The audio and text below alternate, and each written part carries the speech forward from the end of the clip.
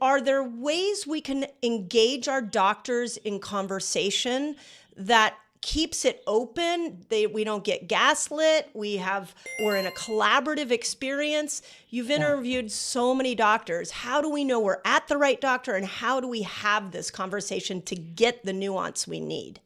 Yeah, I love this question.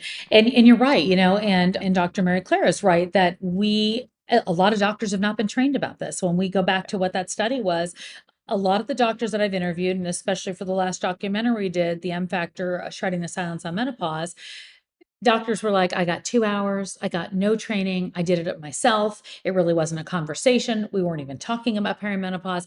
And that's in the OBGYN discipline. That's not Right. saying we're not talking about our cardiologist or our whatever other doctor we're talking about. We're talking about our general practitioner. We're talking about OBGYN, which is like, what? But, Yeah.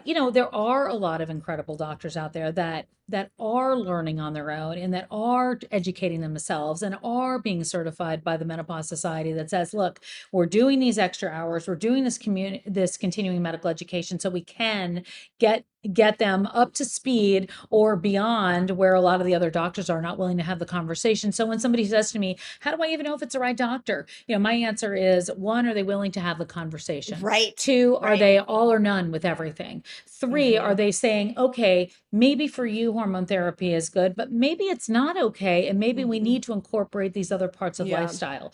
So I'm appreciative to the doctors that are willing to go out there on social media and talk about this, and doctors that are willing to have the conversation, and doctors that are willing to have all the conversations, because Yep. I don't think that I have seen that there's this, here's the answer and here's the only answer. And I think that everybody in this space most people in this space will tell you that we are still learning, that we have a lot of things that we have to focus on, that we're going in front of the FDA to say, like, why do we have a black box label on, localized vaginal estrogen when it's been deemed by now, even most of Hmm. the organizations all across the world, to say it is safe for pretty much all women. So I think we're in the middle of a learning curve. There's no question about Mm. that. And Mm. unfortunately and fortunately, the onus is on the woman. And that sucks in a lot of ways. It's Always. The terrible to say. It always. is. It is. But the good news about that is those 90-second reels are giving women questions to ask. Hmm. And Yeah. so even if we don't have all the answers with them, we do have the questions. And that's what I hope that they use it. So don't use it as your diagnosis, but use Hmm. it as a place to say, okay, Dr. So and so, will you have this conversation with me?